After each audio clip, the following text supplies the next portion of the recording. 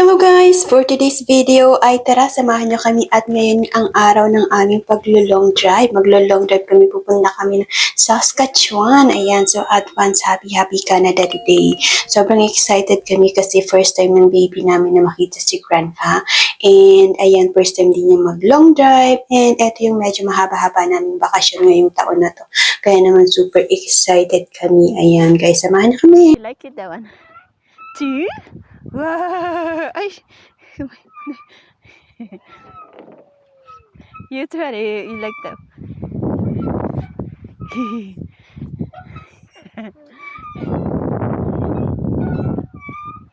Yay!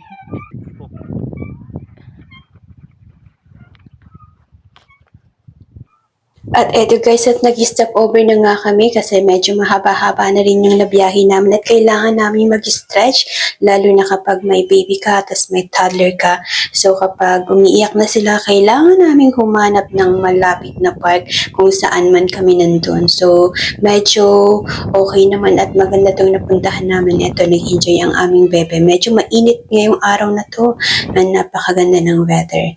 Eh, ayan guys, ayan, nagbiyahe na ulit kami at nakikita nyo yung red na poste na yan. Yan yung boundary ng Saskatchewan at saka ng Edmonton. Kapag lumampas ka dyan, ay mag-iiba na yung oras. Parang ahead yata ang Edmonton. I'm not sure kung ahead ang Edmonton. Pero this time, hindi sila nag-iba ng oras. So, pareho lang ang Edmonton at saka Saskatchewan this time. So, hindi ko alam kung kailan sila nagpapalit.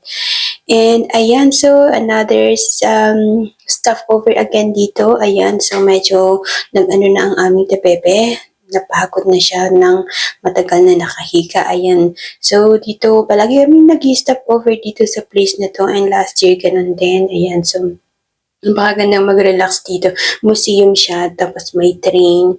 Ayan. So, ito lang talaga yung nagpapatagal sa amin sa biyahe, pero okay lang, worth it naman, and masaya rin namang mga bata. So, kailangan, nai-enjoy din talaga nila yung biyahe kasi medyo malayo. Yung biyahe is 6 hours, and ayan, umabot na rin ng halos 8 hours yung biyahe kapag maraming stopover, pero okay lang, at least nakaka-relax, nakaka-stretch kasi hindi lang para sa mga bata, para sa atin ding matanda kailangan natin.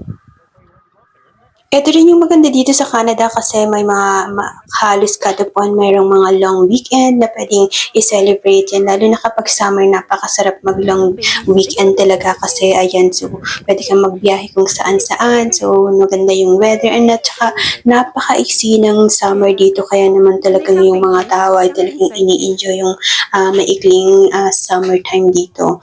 And kaya long drive kung may mga time, and yun, sakto kapag may mga long weekend. So bonus na rin yun, lalo na kapag nag-work talaga. Kailangan. Yan, para makapag-relax din naman kahit papaano.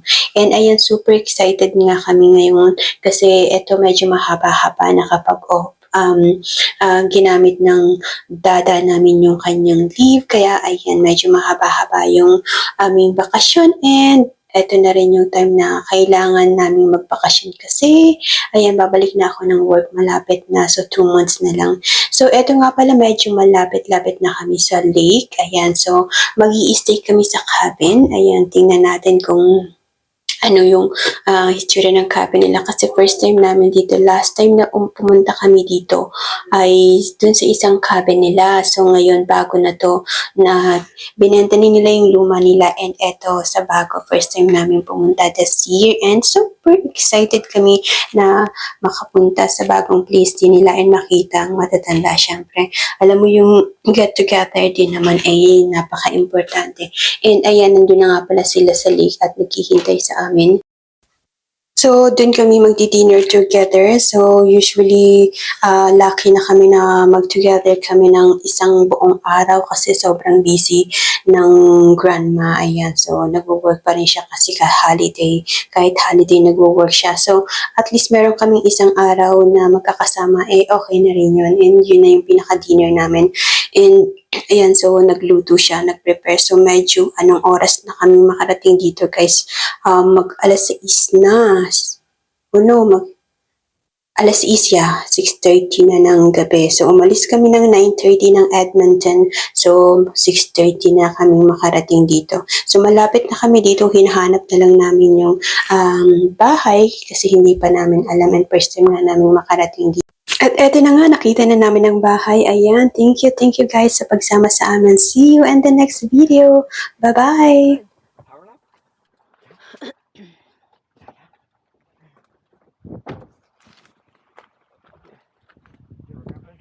Grandpa's coming. Go say hi, Grandpa. Hey, say hi, Grandpa. Go. Hi. Hello, Dad. Yeah. Hi, you say hi to Grandpa. Yeah. One, two, three. You're so excited. Yeah. You want to see Grandpa? We have never had in because of the kids. Interesting. Wow. It's probably Hi, good. Grandpa. He's careful around animals anyways.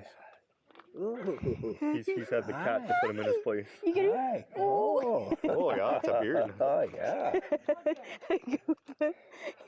Well, come on in then. Did you see this place? No. No, we didn't get to see it last year. Yeah, they say hi, Grandpa. Huh? Yeah. Yeah. Come on in.